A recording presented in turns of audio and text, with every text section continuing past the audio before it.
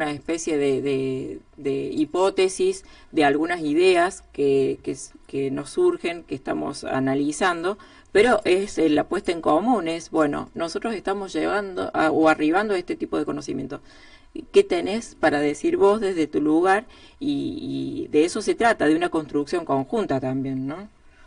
O sea, sí, un poco, bueno, lo que decía Mariela, nosotros no vamos como los científicos iluminados, ¿no? Que bajan de la universidad y llevan el conocimiento verdadero a los barrios, sino que la idea, bueno, como decía Mariela, es poner en diálogo estos saberes académicos que llevamos nosotros, y con las experiencias y los saberes propios de la gente del barrio, que bueno, quién más que ellos conoce, digamos, ¿no? Sus vivencias cotidianas, y ese devenir de todos los días en el barrio, digamos, ¿no? Y la idea es, bueno, construir ese conocimiento a partir de este intercambio de distintos saberes, digamos, ¿no? Claro, y en una situación de Sí. fuerte exclusión, ¿no? En una situación o en un mundo del trabajo que cada vez tiene menos lugar para los trabajadores. Entonces, bueno, desde allí, ¿qué posibilidades podemos construir todos? Porque es un problema que nos atraviesa a todos. dábamos el ejemplo de que hoy se da el caso de tantos trabajadores de planes sociales y cooperativas y de otros sectores que no han tenido una oportunidad laboral y el Estado les ha dado esa salida laboral que por allí no se ofreció en otras actividades que él bien lo podría haber hecho, ¿no?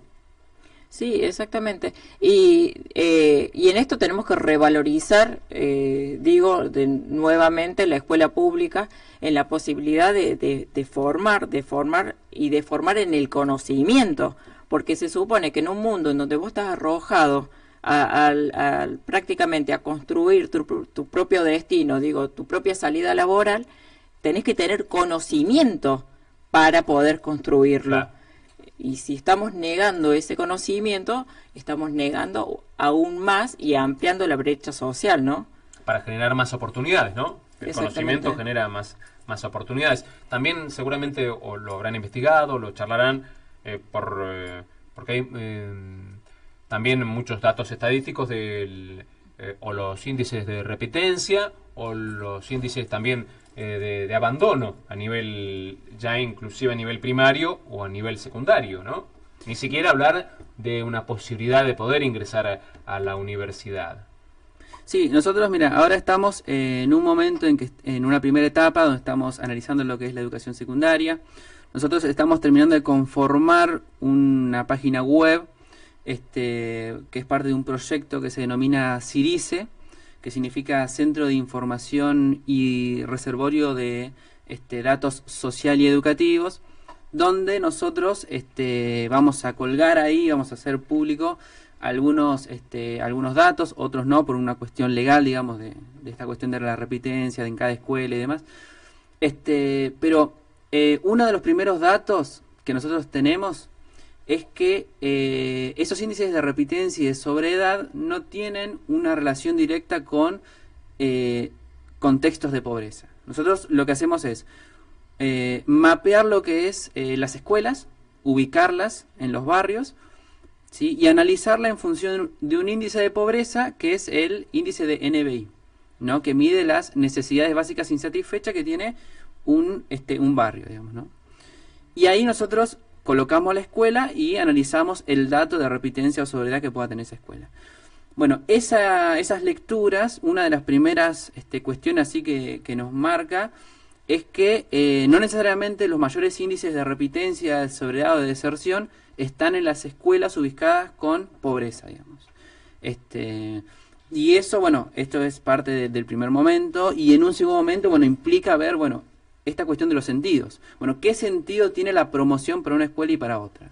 ¿No? ¿Qué es promocionar para una escuela, ¿sí? Y qué promocionar para otra? ¿Tiene que ver con retener a los pibes en la escuela? ¿Sí? ¿Tiene que ver con certificar saberes que se poseen? Bueno, esos son los distintos sentidos que nosotros en esta investigación vamos a ir viendo en las escuelas. Bueno, ahí también son varios los temas, ¿no?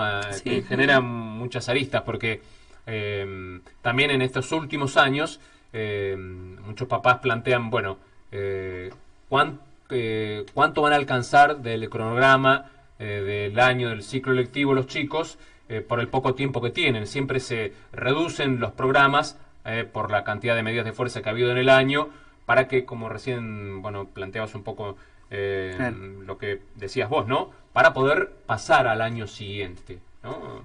Con qué saber, con qué conocimiento los chicos pasan a un año siguiente con la problemática generalizada y la quita del derecho a estudiar plenamente. Y después, eso por un lado. Después, por otro lado, uno se pregunta, el lugar que la educación no está ocupando, que es un derecho de los niños a estudiar, cuando esa educación no se está garantizando por parte del Estado, ¿quién lo ocupa? ¿No? Son preguntas que uno se hace, ¿no? Porque hemos escuchado distintas opiniones de cuántos años ya se han perdido completos, de ciclos completos, por la conflictividad educativa, ¿no? Y ese tiempo, ¿quién lo ocupó? Y hoy, ¿quién lo está ocupando, no? Sí, lo ocupan fuertemente los medios de comunicación, que tienen que ver con un discurso muchas veces eficientista, mercantilista, consumista, y se está dejando de lado lo que tiene que ver con la reflexión, con el pensamiento crítico, con la posibilidad de construir horizontes distintos. Y bueno, y acá recalcamos la responsabilidad que tiene el Estado para garantizar las condiciones en que se tiene que llevar a cabo la enseñanza, en tiempos y en formas, porque digo, también tiene que ver con la condición en que se está llevando a cabo la enseñanza, los edificios, las escuelas que no tienen puertas, toda una serie todo un contexto que tiene que ver con el lugar que en este momento está ocupando la educación en las decisiones estatales. Y también otras preguntas, digamos, que también abre así a distintos sentidos, es, bueno, si se cumplen todos los días de clases, ¿estamos teniendo una formación de calidad para los pibes? ¿Qué es la calidad educativa? ¿De qué depende? ¿Tiene que ver solamente con cuántos saberes tienen? Con los 180 días de clase, con los 180 días de clase, tiene que ver con las condiciones laborales en que el docente trabaja y cómo esas condiciones laborales afectan o no el rendimiento, si se quiere, de ese docente y la calidad de sus enseñanzas. Tiene que ver con el contexto socioafectivo en que hoy viven los adolescentes, ¿no? Y que no los dejan en la puerta de la escuela, sino que los llevan consigo. ¿Están dadas las condiciones pedagógicas mínimas para dar una buena clase, como decía Mariela, en aulas donde no hay puertas? Donde hoy vos tenés, por ejemplo, que las políticas educativas a nivel mundial te colocan el imperativo de formar en las nuevas tecnologías, en la internet, como herramienta del desarrollo, la era digital, y vos tenés escuelas secundarias donde no tenés internet.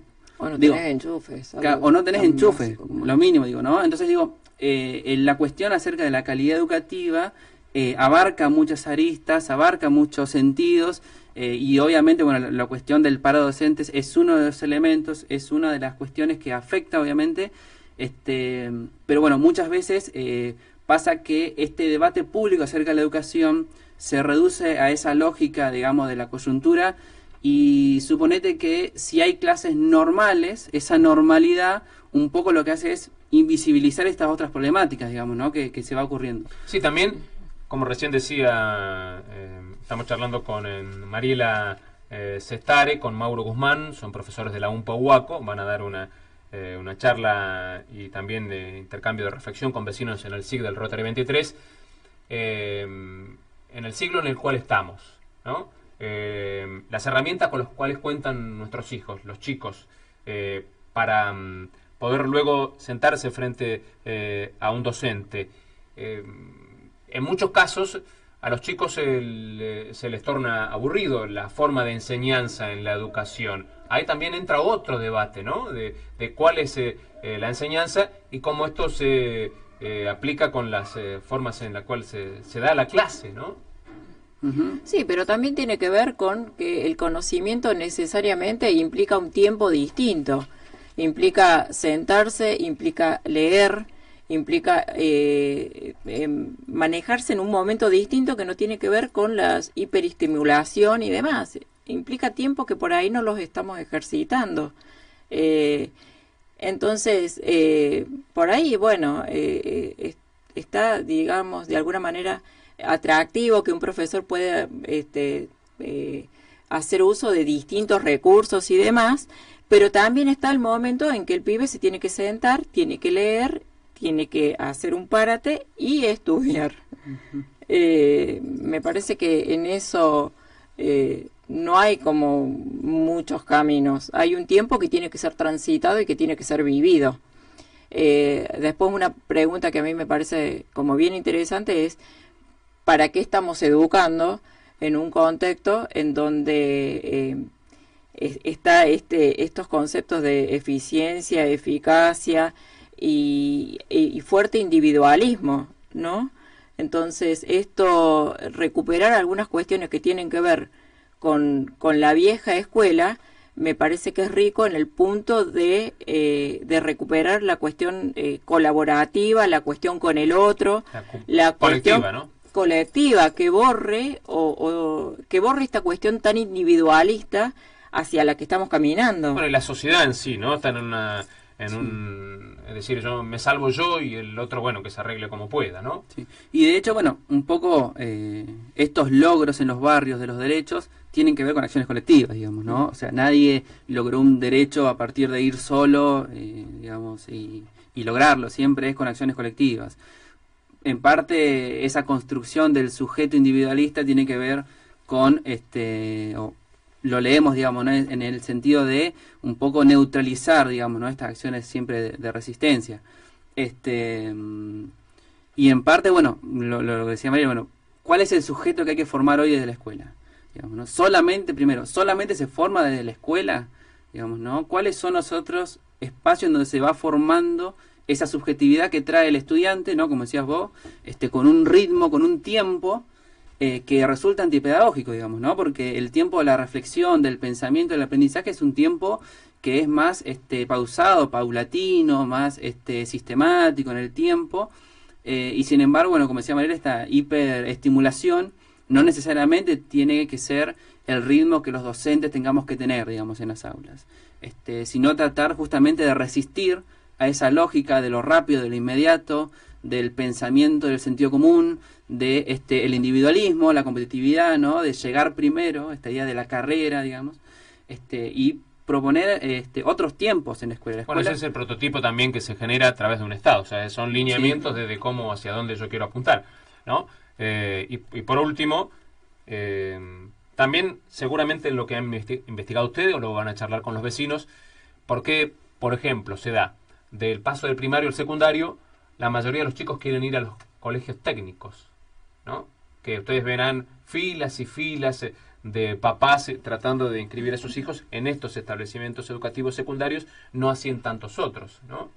Y si realmente el campo laboral va a contener a esos alumnos que se reciban de tecnicatura y que no puedan continuar un estudio universitario, ¿no? Seguramente también ahí debe haber alguna otra investigación hacia dónde, algo de eso charlaba acá Mariela, hacia dónde va, ¿no? La zona norte de Santa Cruz.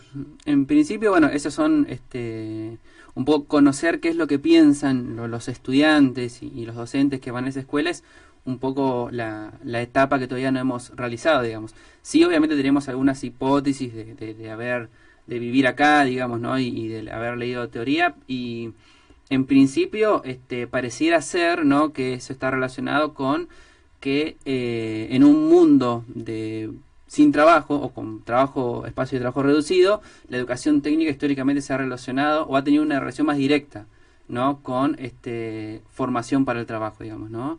Entonces, en busca de ese trabajo, que en definitiva es el espacio eje de integración social, el trabajo, muchas veces quienes buscan ese tipo de formación son gente que viven en situaciones de desigualdad. Esto como hipótesis, digamos, ¿no? Después, luego veremos si definitivamente se corresponde con lo que sucede en esa escuela. Sí, después también tiene que ver con el fuerte desfinanciamiento que vienen teniendo las carreras de ciencias sociales, ¿no? Donde sí se revaloriza determinado modelo productivo y los recursos o el presupuesto se fortalece en estas otras áreas, ¿no?